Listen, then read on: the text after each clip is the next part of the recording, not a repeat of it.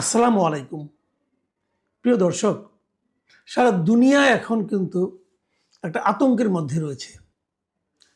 দুনিয়ায় পরিস্থিতি কোনোভাবে এটাকে আপনি স্বাভাবিক বলতে পারবেন না। মানুষের মধ্যে আতঙ্ক, তাহলে কি তৃতীয় বিশ্বযুদ্ধ শুরু হয়ে যাবে? মানে হঠাৎ করেই যুক্তরাষ্ট্র এবং ইসরায়েল এই দুটো দেশ মিলে পরিকল্পনা করে যেভাবে ইরানের উপর অতর্কিত আক্রমণ তারা শুরু করেছে, এই পরিস্থিতি কিন্তু সারা দুনিয়াকে প্রভাবিত করা অলরেডি শুরু করে দিয়েছে। অনেক জায়গায় তেলের দাম বেড়ে গেছে, অনেক জায়গায় বিমান চলাচল তো প্রায় অর্ধেক বিমান চলাচল কিন্তু বন্ধ। সারা দুনিয়াতে কোথাও কেউ যেতে পারছে না। মধ্যপ্রাচ্যের সঙ্গে আমাদের দেশে বিমান চলাচল প্রায় বন্ধ, দুই একটা জায়গা ছাড়া। এবং কে যে নিরাপদ থাকবে, কে যে নিরাপদ থাকবে না, সেটাও বোঝা যাচ্ছে না। প্রবাসী বাংলাদেশিদের বেশ কয়েকজন, যারা নাকি আপনার সংযুক্ত আরব আমিরাতে ছিলেন, অথবা যারা কাতারে ছিলেন, এরকম বাহরাইনে ছিলেন, এরকম অনেক বাংলাদেশিও মারা গেছে। মানে যুদ্ধটা এখন আর এক জায়গায় থেমে নেই। এই পুরো ঘটনার পেছনে মূল কারিগর কে? কাকে আপনি ভিলেন হিসেবে চিহ্নিত করতে পারেন? এইটা চিহ্নিত করতে কোনো কষ্ট করতে হয় না। Villain Donald Trump, villain Benjamin Netanyahu, যিনি নাকি ইসরায়েলের প্রধানমন্ত্রী। এরা হলেন গিয়ে মূল ভিলেন। এরাই এই যুদ্ধটা শুরু করেছে, এবং সেই যুদ্ধ এখানে শুরু করা না, এবং এই যুদ্ধের মাধ্যমে তারা এরই মধ্যে অতর্কিত যে আক্রমণটা করা হয়েছে গত 28 ফেব্রুয়ারি, সেই ঘটনায় কিন্তু অলরেডি মানে ইরানের যিনি ধর্মীয় নেতা আয়াতুল্লাহ আলী খামেনি, তিনি কিন্তু নিহত হয়েছেন। আপনি একটা জিনিস ভাবেন, একটা স্বাধীন সার্বভৌম দেশ, সেই দেশে যিনি প্রধান, সরকার প্রধান অথবা যিনি ধর্মীয় প্রধান, মানে মূল যে লোকটা পুরো দেশকে যে পরিচালনা করতেছেন, তাকে আপনি বিদেশ থেকে, অন্য একটা দেশ থেকে এসে মানে আপনার আক্রমণ করে তাকে মেরে ফেলবেন, এটা পৃথিবীর কোনো সভ্য রাষ্ট্র, কোনো সভ্যতা এটাকে গ্রহণ করতে পারে? কিন্তু এখন কিন্তু তাই হচ্ছে। মানে সভ্যতা যেন নতুন করে লেখা হচ্ছে, যে কোনটা সভ্যতা কোনটা সভ্যতা না। ভেবে দেখুন একবার, এই যুদ্ধে এরই মধ্যে যুক্তরাজ্য, মানে ব্রিটেন, যা নাকি পৃথিবীতে প্রথম সভ্যতার কথা সারা দুনিয়ায় বলে বেড়ায়, তারা কিন্তু অলরেডি যুক্তরাষ্ট্রের সঙ্গে যুক্ত হয়ে গেছে। তারা যুক্তরাষ্ট্রকে সাহায্য করবে। মানে যিনি আক্রমণকারী, কোনো রকম প্রভোকেশন ছাড়া, কোনো ধরনের উস্কানি ছাড়াই যারা অন্য একটা দেশে আক্রমণ করে, সেই দেশের প্রেসিডেন্টকে অথবা সেই দেশের মূল যে সরকার প্রধান, যার কথা অনুযায়ী দেশ চলে, তাকে আপনি হত্যা করেন এবং বুক ফুলিয়ে সেটা আবার ঘোষণা করেন, তাকে এখন ব্রিটেন সাপোর্ট করছে। তো দুদিন পরে দেখবেন এরাই আবার আমাকে আপনাকে আসবে, জ্ঞান দিতে আসবে, সভ্যতা শেখাতে আসবে। বলবে যে সভ্যতা কাকে বলে, সিভিলাইজেশন কাকে বলে, আমাদের শেখাবে তারা। মানে কোথায় আপনি মানুষের নৈতিকতা, মানুষের মানবিকতা কোথায় আছে? যুক্তরাষ্ট্রকে আপনি যদি দুর্বৃত্ত বলেন, যে একটা দুর্বৃত্ত রাষ্ট্র, তাও কম বলা হবে। ওদের যে মন মানসিকতা, কয়েকদিন আগে দেখলাম ভেনেজুয়েলার প্রেসিডেন্টকে তার বেডরুম থেকে তুলে নিয়ে গেল যুক্তরাষ্ট্র, তার নাকি বিচার করবে। ভাবেন একবার, কার বিচার কে করে? অন্যের অনেক সমস্যা থাকতে পারে, পৃথিবীর কোন রাষ্ট্রের সমস্যা নেই বলুন? ইরানের সমস্যা থাকতেই পারে, ইরানের অভ্যন্তরীণভাবে নানা রকম আন্দোলন চলতেই পারে, কিন্তু সেই চলার জন্য তার বিচারের দায়িত্ব কি যুক্তরাষ্ট্রকে দেওয়া হয়েছে? অথবা ইরানের জনগণ, তারা কি ট্রাম্পের কাছে আবেদন করেছিল যে আমরা খুব কষ্টে আছি, আপনি এসে আমাদেরকে উদ্ধার করেন? দেখেন, শনিবার দিন আক্রমণ হয়েছে, এবং ট্রাম্প শনিবার দিন ভোরে সে আবার মানে মানে বুক ফুলিয়ে কথাও বলে সে কি বলেছে? সে বলেছে যে এই অভিযানটির লক্ষ্য ছিল তেহরানকে পারমাণবিক অস্ত্র অর্জন থেকে বিরত রাখা এবং ইরানি শাসনের আসন্ন হুমকি নির্মূল করা। একটা উদ্দেশ্য ছিল। আরেকটা লক্ষ্য ছিল কি, যে শাসন পরিবর্তনও এই হামলার লক্ষ্যগুলোর একটি। মানে ইরানের শাসন ক্ষমতায় তারা একটা পরিবর্তন চায়। তো ইরানের শাসন ক্ষমতা কে থাকবে না থাকবে, এটা নির্ধারণ করার দায়িত্ব হলো ইরানের জনগণের। আপনি কে হে? আপনাকে এটা কে বলছে? দেখেন কত বড় মানে আপনার বেহায়া হতে পারে। এবং তিনি ইরানের জনগণের উদ্দেশ্যে বলতেছে, ইরানে যা নাকি এই খামেনি শাসনের বিরোধিতা করছিলেন, তাদের উদ্দেশ্যে উনি বলতেছেন যে আমরা শেষ করলে তোমরা তোমাদের সরকার দখল করে নাও। আরে বাপরে বাপ, ভাবেন মানে কি মহানুভব সে। উনি শেষ করে দেবেন, তারপরে তোমরা দখল করে নাও। এটি তোমাদের জন্যই হবে, প্রজন্মের পর প্রজন্মে হয়তো এটাই তোমাদের একমাত্র সুযোগ। মানে এই সুযোগটা যুক্তরাষ্ট্র এবং ইসরায়েল মিলে শুরু করে দিচ্ছে। দেখেন ইসরায়েলের যে প্রধানমন্ত্রী বেনিয়ামিন নেতানিয়াহু, উনি কি বলেছেন? উনি বলেছেন যে এই হামলা সাহসী ইরানি জনগণকে নিজেদের ভাগ্য নিজেরা নির্ধারণ করার সুযোগ তৈরি করবে এবং স্বৈর শাসনের জোয়াল সরিয়ে দেবে। মানে ভাব দেখে মনে হচ্ছে যে ইরানের জনগণের জন্য এই ট্রাম্প এবং নেতানিয়াহুর বোধহয় মানে মানে কষ্টের শেষ নাই। তারা মনে হয় এদের জন্য রাতে ঘুমাইতেও পায় না যে ইরানের জনগণ কি কষ্টে আছে। বাট মজার ব্যাপার হলো এই হামলার পরে কিন্তু ইরানের যে জনগণটা এতদিন ইরানের ভিতরে যারা আন্দোলন করছিল, তারাও কিন্তু এখন আর ইরানি সরকারের বিপক্ষে নাই।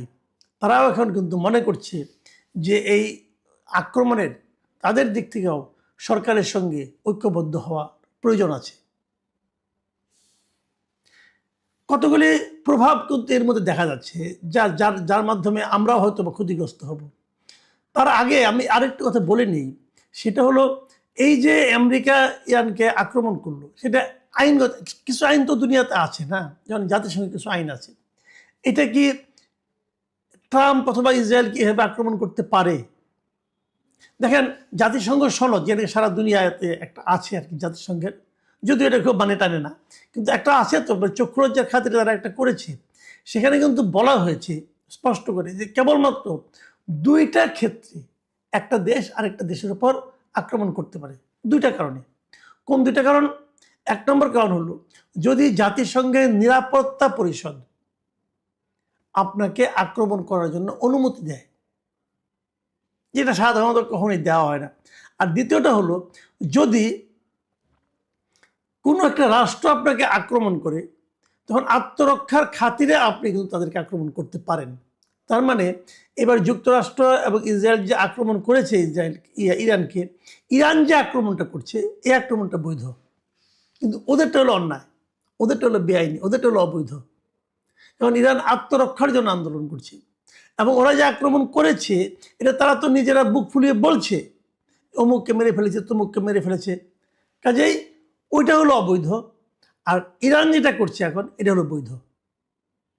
কিন্তু এর রেজাল্টটা কি হবে শেষ পর্যন্ত, এটা হলো মূল কথা। এর রেজাল্ট খারাপ হবে সবার জন্যই।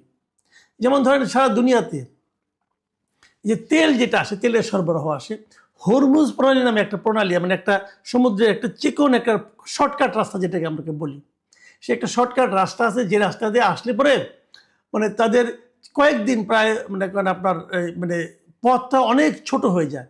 ছোট হয়ে গেলে পরে জাহাজের মানে খরচ কমে যায় এবং তেল নিয়ে আসলে পরে অনেক খরচটা কমে যায়। এমন যে ধরেন আপনি একটা উদাহরণ দিয়ে বলি, এখন যেমন তেলের ব্যারেল আছে $80 ধরা যাক, যদি হরমুজ প্রণালীকে অ্যাভয়েড করে যদি ঘুরপথে আসে তাহলে সেটার দাম বেড়ে হয়ে যাবে প্রায় $120 $130 মতো। তার মানে 50% দাম বেড়ে যাবে। কিন্তু এই হরমুজ প্রণালীটা ইরানের মানে সমুদ্র সীমার মধ্যে পড়েছে এবং ইরান সেটাকে অলরেডি ক্লোজ করে দিয়েছে এই যুদ্ধ শুরু হওয়ার পর। এখন বন্ধ করে দেওয়ার কারণে কি হচ্ছে, তেলের দামের উপর প্রভাব পড়বে, তেল সরবরাহে বিঘ্ন ঘটবে। সারা দুনিয়ায় যে তেলগুলো আসে সেগুলো আমাদের দেশেও আমরাও সেই ঝামেলা পড়ব। ইরান কিন্তু এরই মধ্যে তাদের পাল্টা আক্রমণ চালু রেখেছে।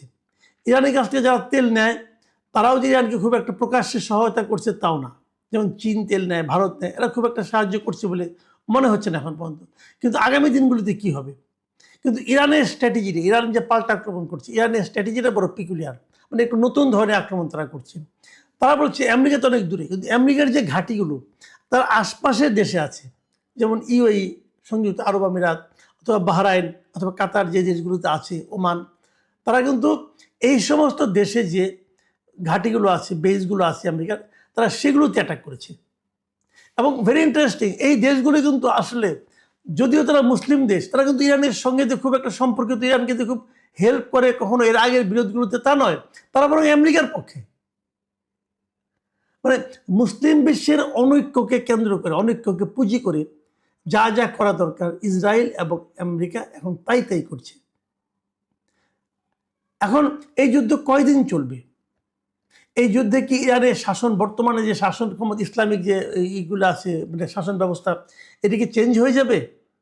আমার কিন্তু তো মনে হয় না। কারণ তাদের সর্বোচ্চ নেতার মৃত্যুর পরেও তারা কিন্তু মানে ভেঙে পড়েনি, তাদের শাসন ব্যবস্থায় কোনো ধরনের চিট ধরেছে বলে মনে হয় না। বরঞ্চ তারা নতুন নেতা নির্বাচন করে ফেলবে খুব শিগগিরই। তার হাতে বললে আরও কী হবে কে জানে। এবং ইরান যে আশেপাশের দেশগুলোতে মার্কিন ঘাঁটিতে আক্রমণ চালাচ্ছে, যদি এটা তারা অব্যাহত রাখে, তাহলে এই দেশগুলির ভূমিকা কী হবে সেটা নিয়েও কিন্তু সামনে নানা ধরনের কথা হতে পারে। মাঝখানে একটা ভিডিও দেখলাম যে ইউএইর যে বুর্জ আল খলিফা আছে, যে তার পাশেই কিন্তু একটা ঘাঁটি ছিল আমেরিকান, ওই ঘাঁটিতে তারা আঘাত করছে। একটু এদিক সেদিক হলে কিন্তু সেটা বুর্জ আল খলিফাতেও যা লাগতে পারে। এই যে 5 স্টার হোটেলগুলো ধ্বংস করে দেওয়া হচ্ছে, এখন তো মানুষের মধ্যে একটা আতঙ্ক তৈরি হয়েছে। কিন্তু শেষ পর্যন্ত এটা কোথায় যেয়ে দাঁড়াবে? ইরান কতদিন টিকতে পারবে? অথবা ইরান যদি খুব বেশি একটা চাপের মুখে পড়ে, তাহলে তারা পাল্টা হামলাতে আর কোথায় কোথায় হামলা করতে পারে, এসব নিয়ে আলোচনা হচ্ছে। এরই মধ্যে ইরানের যে ইরানের যে রেভলিউশনারি গার্ড যেটা আছে, তারা দাবি করেছে আজকে যে তারা নাকি ইসরায়েলের প্রধানমন্ত্রী আছে বেনিয়ামিন নেতানিয়াহুর কার্যালয় ও ইসরায়েলি বিমান বাহিনীর প্রধানের সদর দপ্তর লক্ষ্য করে তারা হামলা চালিয়েছে, এটা তারা জানিয়েছে। এবং এই হামলা তারা খাইবার ক্ষেপণাস্ত্র ব্যবহার করছে বলে তারা জানিয়েছে। এবং এরপরে বেশ কিছুক্ষণ ধরে আমরা জেনেছি যে মোটামুটি ধরেন গত 10-12 ঘন্টা ধরে কিন্তু আমরা নেতানিয়াহুকে প্রকাশ্যে দেখছি না। তার মানে ওনার কোনো ক্ষতি হলো কিনা, অসুস্থ হলে উনি মানে আহত হলেন কিনা, অথবা মারাও গেলেন কিনা কে জানে। কাজেই এই যুদ্ধ কোনো সমাধান কোন পর্যন্ত কার দিবে আমি জানি না। তবে আমার কাছে মনে হয় ইরানকে যতটা দুর্বল ভেবে যুক্তরাষ্ট্র এবং ইসরায়েল আক্রমণ শানিয়েছিল, ইরান সম্ভবত ততটা দুর্বল নয়, সেটা তারা এরই মধ্যে প্রমাণ দিয়ে দিয়েছে। এবং এই জন্যই হয়তো তারা তাদের মিত্র দেশগুলি, আমেরিকা বিশেষ করে তাদের মিত্র দেশগুলির কাছ থেকে সাহায্য চাচ্ছে। যে ডাকে সাড়া দিয়ে এরই মধ্যে যুক্তরাজ্য, তারা যুক্তরাষ্ট্রের সঙ্গে সামরিক সাহায্য তাদের করবে, এরকম তারা ঘোষণাও দিতে হয়েছে তাদেরকে। তার মানে যতটা সহজে ভেবেছিল ঘটনাগুলি ঘটাতে পারবে যুক্তরাষ্ট্র, ততটা সহজে সম্ভবত হচ্ছে না। ইরানের দিক থেকে যে পাল্টা আঘাত করা হচ্ছে, সেই আঘাতগুলি হয়তো তাদের জন্য অপ্রত্যাশিতই ছিল।